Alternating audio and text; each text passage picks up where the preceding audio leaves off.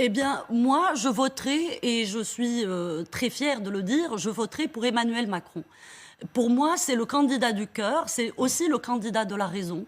C'est le candidat, enfin, le candidat, on ne sait pas s'il est candidat, moi je parle du président de la République. C'est, on va dire, s'il est candidat, c'est la candidature que je soutiendrai et je lui apporterai, on va dire, mon soutien actif parce que je souhaite sa réélection, parce que dans le climat qui est aujourd'hui, dans cette campagne complètement hystérisée, qui en plus, j'ai l'impression que jusqu'à présent, ça ne vole quand même pas très haut. Pourquoi lui, pardon, venant de là où vous êtes, c'est-à-dire la menace de Charlie Hebdo, femme la plus menacée de France, certains diraient, pour y aller vers les nationalistes, Éric Zemmour, Marine Le Pen, avec une dimension très affirmée contre le djihadisme, d'autres diraient la droite classique.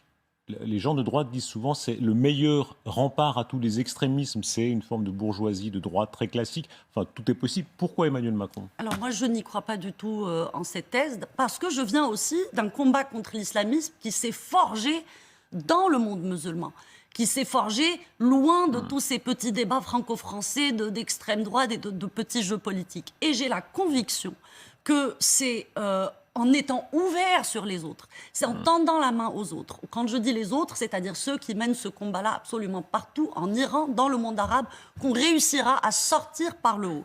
Et pour moi, Emmanuel Macron, il incarne d'abord la capacité à bouger sur ces lignes. Il est, de tous les présidents de la République française, celui qui a poussé le plus loin les lignes de la dialectique. Parce que quand même, nous revenons de loin dans ce pays.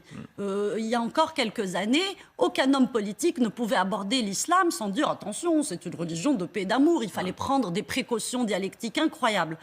Le camp laïque dont je fais partie et au sein duquel j'ai milité, j'ai consacré des années de ma vie, tenait absolument à ce que les mots soient dits, qu'ils soient prononcés, parce que les mots sont importants dans ce combat. C'est un combat culturel, c'est un combat philosophique. Et ces mots, Emmanuel Macron non seulement les a cochés, mais en plus les actes sont venus derrière.